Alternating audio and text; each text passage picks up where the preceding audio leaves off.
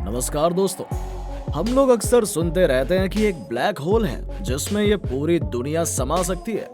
आपने ऐसे कई हॉलीवुड मूवीज देखी होंगी जिसमें ऐसा दिखाया गया है कि ये ब्लैक होल किसी को भी निगल सकता है।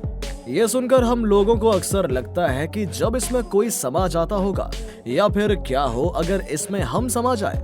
इस तरह के कई सारे सवाल हम लोगों के मन में आते रहते हैं क्योंकि ब्लैक होल के बारे में हम लोग बचपन से ही सुनते आ रहे हैं। तो आज हम इसके बारे में पूरी जानकारी लेंगे कि ये ब्लैक होल है क्या, ये कितना खतरनाक साबित हो सकता है और ये कितना भयानक हो सकता है। ब्लैक होल स्पेस में वो जगह है जहां भौतिक का कोई नियम काम नहीं करता है, जहां सारे भूगोलिक और ब्रह्मांडीय नियम फेल हो जाते हैं, या हम कह सकते हैं कि जहां समय और स्थान का कोई मतलब नहीं रह जाता है, जहां बस गुरुत्वाकर्षण और अंधकार हो।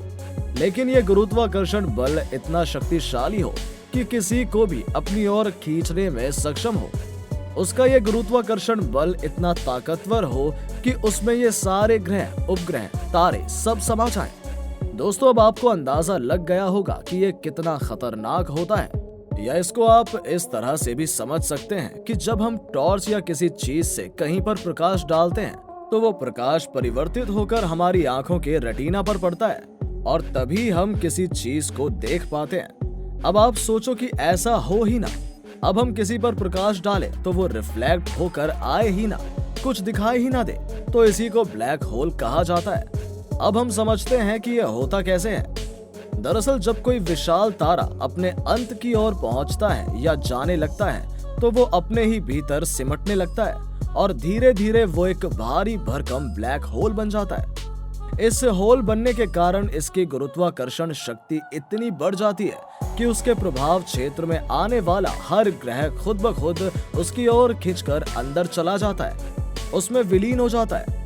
इस पर कई सारे वैज्ञानिकों ने अपनी राय दी। किसी का कहना था कि अगर इस ब्लैक होल के अंदर कोई इंसान चला जाता है तो उसके ऊपर गुरुत्वाकर्षण का इतना दबाव पड़ेगा कि उसका शरीर विस्फोट कर जाएगा। किसी का कहना था कि अगर कोई इंसान इसके अंदर जाता है तो वो मरेगा नहीं बल्कि कोई दूसरी दुनिया में चला जाएगा, लेकिन वो रास्ता वन वे होगा, यानी कि वहां सिर्फ जाया जा सकता है लेकिन वापस नहीं आया जा सकता। इसके इस प्रभाव क्षेत्र को इवेंट होराइजन कहा जाता है। किसी भी ऑब्जेक्ट का गुरुत्वाकर्षण स्पेस को उसके आसपास खींच लेता है और उसे इस तरह से कर्व जैसे शेप दे देता है। इस फिगर में जो आपको ये बाहरी हिस्सा दिख रहा है, स्टीफन हॉकिंग के अनुसार इस बाहरी हिस्से को भी इवेंट होराइजन कहा जाता है। स्टीफन हॉकिंग की खोज के मुताबिक हॉकिंग रेडिएशन के कारण एक दिन ब्लैक होल यानी कृष्ण विवर पूरी तरह द्रव्यमान मुक्त होकर गायब हो सकता है। ब्लैक होल को हिंदी में कृष्ण विवर कहा जाता है। इसकी खोज कार्ल स्कॉर्जस लिस्ट और जॉन व्हीलर ने की थी। उन्होंने ये संभावना जताई कि हो सकता है कि अगर कोई इंसान किसी दूसरे ग्रह पर जीवन की तलाश में जाए या फिर अंतरिक्ष यान से बाहर निकलकर बहुत दूर चला जाए, तब संभावना ज्यादा बढ़ जाएगी कि वो इस ब्लैक होल की चपेट में आ जाए और इसमें गिर जाए।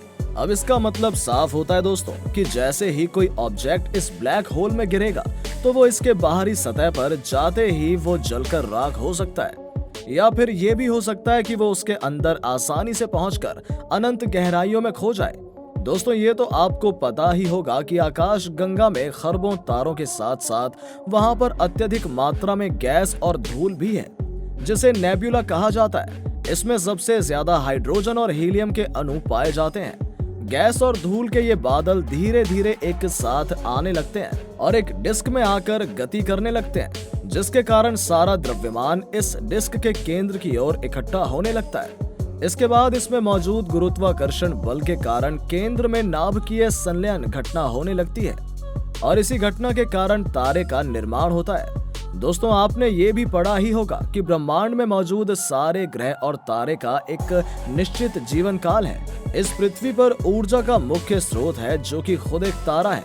ये तारे ऊर्जा उत्पन्न करते रहते हैं और इसी वजह से ये चमकता है। यही ऊर्जा हम सबको धूप से ऊष्मा और रोशनी के रूप में मिलती है। अब हम समझते हैं कि इन तारों की मृत्यु कैसे होती है। दोस्तों, तारों का जीवन काल उनमें मौजूद ईंधन पर ही निर्भर करता है और ये समय के साथ साथ खर्च होता रहता है। जब अरबों खरबों साल के बाद ये ईंधन खत्म हो जाएगा तो ये तारा भी समाप्त हो जाएगा। इस हिसाब से सूर्य का जीवन काल 5 अरब साल का अनुमान लगाया गया है। किसी भी तारे में मुख्यतः 2 बल मौजूद होते हैं, जिसमें से पहला है गुरुत्वाकर्षण बल और दूसरा है नाभिकीय संलयन के दौरान निकलने वाली अथाह ऊर्जा के कारण बाहर की ओर लगे आरोपित बल। तो इसी 2 बल के कारण कोई भी तारा ब्रह्मांड में संतुलित रह पाता है। जैसे ही इसमें ईंधन खत्म होता है तो वो जो आरोपित बल था वो पहले की तुलना में कम होने लगता है, लेकिन गुरुत्वाकर्षण बल उतना ही रहता है। इसकी वजह से उस पर गुरुत्वाकर्षण बल ज्यादा लगने लगता है, जिसके कारण तारे भीतर की ओर सिकुड़ने लगते हैं और धीरे धीरे वो नष्ट हो जाते हैं। 1930 में भारतीय भौतिक वैज्ञानिक सुब्रमण्यम चंद्रशेखर ने पता लगाया था कि यदि किसी तारे का द्रव्यमान सूर्य के द्रव्यमान का 1.4 गुना या इससे ज्यादा होता है तो वो इस तरह के तारे सुपरनोवा जैसी घटना द्वारा धीरे धीरे नष्ट होने लगेंगे और द्रव्यमान के आधार पर न्यूट्रॉन तारे या ब्लैक होल में परिवर्तित हो जाएंगे। इसके लिए उनको सन 1983 में भौतिक के क्षेत्र ने नोबेल पुरस्कार से भी सम्मानित किया गया था। 2005 में पहली बार ब्लैक होल की तस्वीर ली गई थी। ये ब्लैक होल सूर्य के द्रव्यमान का 6.5 अरब गुना है। आप इसके आकार के बारे में इससे अंदाजा लगा सकते हैं कि इसका आकार इतना बड़ा है कि इसके अंदर 42 लाख सूरज समा जाएंगे। अब आप खुद ही समझ सकते हैं कि जब इसके अंदर हमारी पृथ्वी जाएगी तो इसका क्या हाल होगा। इस ब्लैक होल में कई बार भयानक तूफान भी आते रहते हैं। वैज्ञानिकों ने जब टेलीस्कोप से इसका पता लगाया तो पता चला कि धरती से करीब 1300 करोड़ वर्ष की दूरी पर करीब 100 ब्लैक होल्स हैं, जिसकी उत्पत्ति आकाशगंगा के साथ ही हुई होगी। इसमें चलने वाले तूफान की स्पीड 18 लाख किलोमीटर प्रति घंटे तक होती है। मतलब इसमें इतनी क्षमता है कि ये किसी भी ग्रह को अपनी ओर खींच सकता है और ऐसा भी अनुमान लगाया गया है कि ये तूफान कभी नहीं रुकेगा। इसे रुकने के लिए किसी बड़े कारण या फिर कोई अजीब घटना की जरूरत होगी, तभी ये रुक सकता है। अन्यथा ये तूफान यूं ही मंडराता रहेगा और हो सकता है कि एक समय ऐसा आए जब इस तूफान की चपेट में हर ग्रह विलीन हो जाएगा, इसमें समाहित हो जाएगा।